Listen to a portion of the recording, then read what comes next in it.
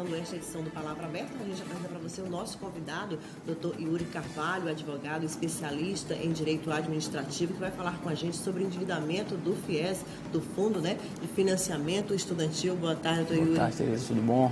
É um Como é que está criado em 2012, né? A gente já brincou aqui nos bastidores dizendo que o FIES, em verdade, é o que foi precedido pelo antigo crédito educativo. É assim mesmo? Ele tem esse mesmo intuito, doutor Yuri, até hoje?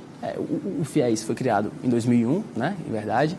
Ele é um fundo de financiamento público, assim como o antigo crédito educativo, destinado a custear a graduação daqueles estudantes que não possuem condição de pagar uma faculdade privada, né? Democratizando o acesso ao ensino superior. Ele faz parte dessa promessa constitucional de garantir o acesso à educação, que só consegue ser realizado através de políticas públicas efetivas, como o financiamento estudantil. Agora, hoje, doutor Yuri, o FIES tem aí, em número de contratos atrasados, 517 mil contratos em atraso. A que se deve isso? São mais de 500 mil contratos em atraso, e a inadimplência são aqueles contratos acima de 90 dias, né, sem pagamento, e isso se deve não só ao regulamento antigo, ao modelo como ele foi feito, mas também a uma conjuntura política que a gente veio enfrentando nos últimos anos. O funcionamento do FIES, basicamente, é o seguinte: o estudante, o governo adianta o pagamento para as faculdades e, ao final, depois de formado, o estudante entra no período de amortização, que é o período que ele vai pagar efetivamente esse financiamento que ele adquiriu. Claro que, numa perspectiva, numa conjuntura política, econômica, que a gente passou ultimamente de uma crise, né? Uma crise por todo o país, o acesso ao emprego ficou mais complicado, o mercado ficou mais concorrido. Então, a expectativa gerada no início da faculdade de que depois de formado você estaria empregado, não se concretiza? Não se concretiza. Já passou do tempo que graduação era a promessa de uma boa vida, de uma remuneração boa. Não. Hoje em dia o profissional ele tem que estar cada vez mais qualificado, tem que estar cada vez mais preparado, e a escola te ensina, por vezes, a ciência, aquela ciência específica, mas ela não te mostra como enfrentar o mercado, como empreender, como aferir renda realmente. Não te faz gestor de si mesmo, né? Não te faz gestor de si mesmo. Agora, nesse sentido desses atrasos, um dos pontos você já mostrou, né, que essa expectativa de emprego gerada que nem normalmente se concretiza. Mas existe também um intuito demonstrado ou um momento que o estudante pode demonstrar a intenção de pagar, mas a incapacidade impede?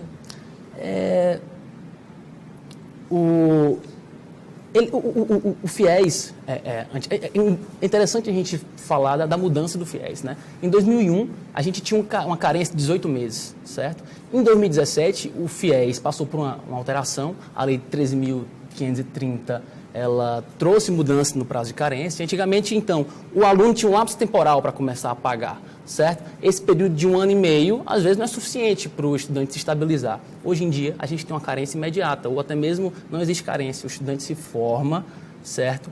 E já começa a ter que pagar. Mas ele tem a opção por optar por um pagamento mínimo, um pagamento de 200, que varia em torno de 200, 300 reais. É quase um refinanciamento, doutor Yuri? Na verdade, é uma tentativa de mudar esse cenário de endividamento, né? Porque, imagina, ele em 18 meses tinha um lapso temporal para começar a pagar tudo, todo o valor inteiro, mesmo que não tivesse emprego. Hoje em dia, não. Se ele não tem um emprego, se ele não tem uma renda, ele paga o pagamento mínimo, enquanto ele não chega nessa situação, né, de conseguir gerar um capital. A partir do momento que ele gera o capital, ele é obrigado a pagar. E esse desconto geralmente é dado em folha, se ele é um empreendedor, a parte da cota dele deve ser integralizada para pagar o FIES, e por aí vai, né? O inadimplente está sujeito a que penalidades? Ele pode ser impedido de concluir o curso, por exemplo? Não, o inadimplente não vai ser impedido de concluir o curso, porque ele só é obrigado a pagar realmente o financiamento depois de formado, certo? Mas depois... Ele recebe o certificado normalmente mesmo? Não, recebe sim. Ele só tem que pagar durante o curso as parcelas destinadas a custear o agente financeiro, o agente operador, uma parcela mínima, certo? Os contratos antes de 2017.2, eles tinham juros, e os contratos a partir de agora têm juros zero, apenas com essa parcela que eu lhe falei.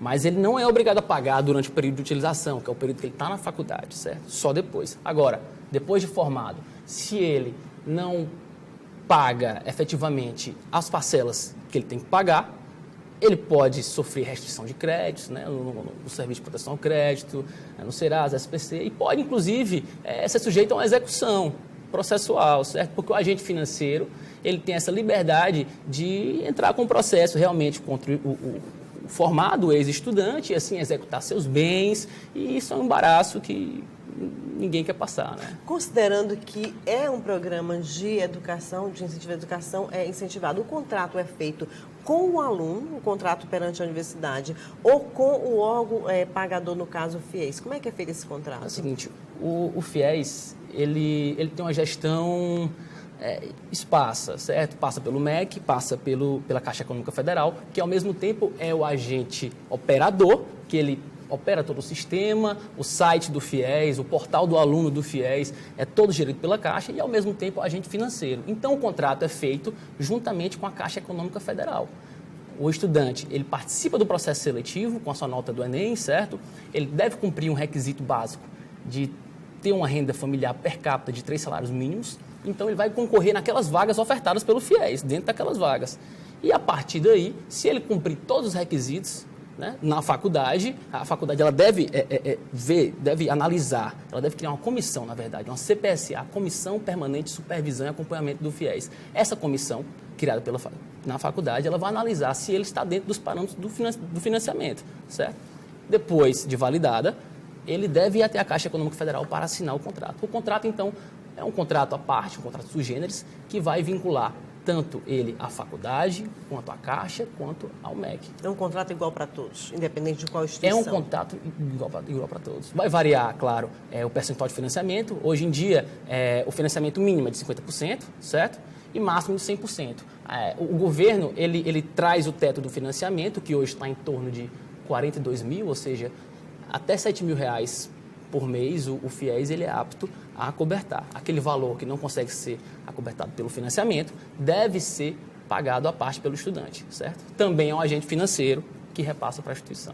Doutor Yuri, o senhor falou da mudança que houve do FIES, criado em 2001, até a chegada de 2017. Por que foi necessária mudança? Essa mudança foi feita justamente para tentar reverter esse quadro de inadimplência que estava acontecendo. Eu tenho dados aqui de 2014 para 2019, esses são dados pegos junto ao FNDE, através da Lei de Acesso à Informação, porque o FIES tem um regramento muito esparso e as informações também são muito difíceis de ser obtidas.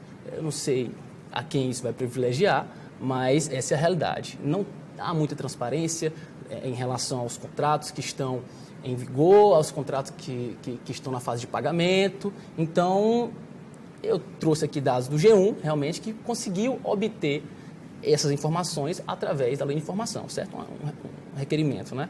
Então, em 2014, a gente tinha 5.332 contratos em atraso. Em 2015, 24 mil. Em 2016, 68 mil. Hoje, a gente está com mais de 500 mil. Claro, então, que a conjuntura política e econômica que o país vem passando reflete nesse fundo, que é essencialmente público e depende dessa oferta de vagas, ele depende de toda a conjuntura, da conjuntura macro, né? Agora, existe também uma crença errônea da comunidade de que tudo que é financiado pelo governo, né, deve ser uma dívida perdoada. Você acha também que pode passar por esse crivo aí, essa opção do estudante já profissional concluir ou não esse pagamento? Talvez sim, mas eu acho complicado porque o agente financeiro, ele pode, inclusive, a lei do FIES, ela traz possibilidades de vender esse crédito para instituições comuns de cobrança e creio que o sistema ele é todo feito para ser pago, né? Agora, é complicado realmente trazer um lapso temporal de 1 ano e meio para que o estudante comece a pagar. É complicado achar que ele vai conseguir um espaço no mercado de trabalho, vai oferir renda simplesmente porque está graduado.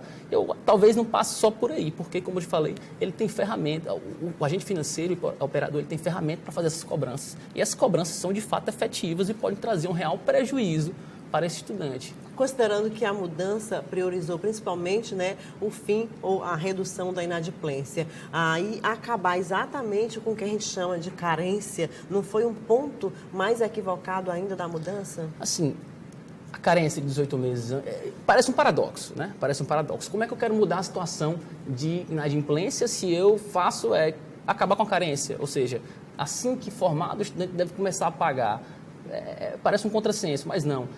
A nova lei do FIES, a 13.530, né, que alterou a lei anterior, que é a 10.260 de 2001, ela, por mais que extinga a carência, ela traz a possibilidade do estudante honrar com um pagamento mínimo, certo? Uma parcela que varia em torno de R$200, R$300, a depender do caso, e ele pode arcar com ela enquanto ainda não tem condições de oferir um emprego, ter alguma renda, gerar um capital. E assim que ele consegue sair dessa situação, né, arranjar um emprego, ele deve, inclusive, arcar com um pagamento a maior, o pagamento normal que ele estipulou no momento do contrato.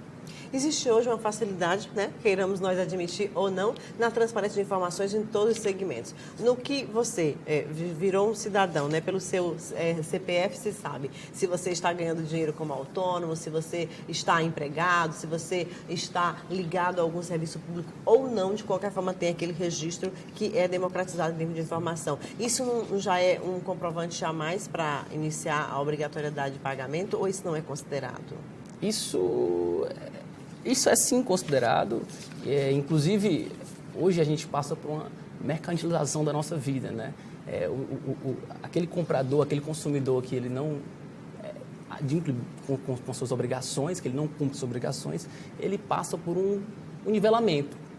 Eu tenho score, você tem um score, e o estudante que não paga o FIES, que está inadimplente, ele tem um score também. O que você diria, então, para o estudante que está nos assistindo, acompanhando a programação da TV Assembleia, eu diria, que está com essa dificuldade de cumprir esse contrato no que diz respeito ao pagamento? Eu diria que o estudante ele deve se informar, no momento de conseguir o FIES, ele já deve vislumbrar que lá na frente ele vai ter sim que pagar e deve ficar atento também aos processos de renegociação que o FIES esporadicamente lança. A gente está em vigência agora de um processo de renegociação, certo? Ele vai até o dia 10 de outubro e vai se aplicar aos contratos concedidos até o segundo semestre de 2017. Boa oportunidade, então até 10 de outubro, né? Então, até o dia 10 de outubro, o estudante pode se dirigir à instituição financeira para obter essa renegociação, parcelando em até 48 vezes, mas, claro, ele não pode estar com nenhuma discussão judicial sobre o caso. Quero agradecer a sua presença, suas informações, doutor Yuri Carvalho, que é advogado especialista em direito administrativo, com quem conversamos sobre o endividamento do FIES. Foi um prazer estar aqui, uma matéria tão cara à família brasileira e aos estudantes. Obrigada. No próximo bloco, a gente volta conversando com o Coronel Marques, que é diretor-geral do Hospital da Polícia Militar no estado do Piauí. A gente vai saber sobre a ampliação dos serviços de instituição, que vai começar a partir de agora. A gente volta em instantes.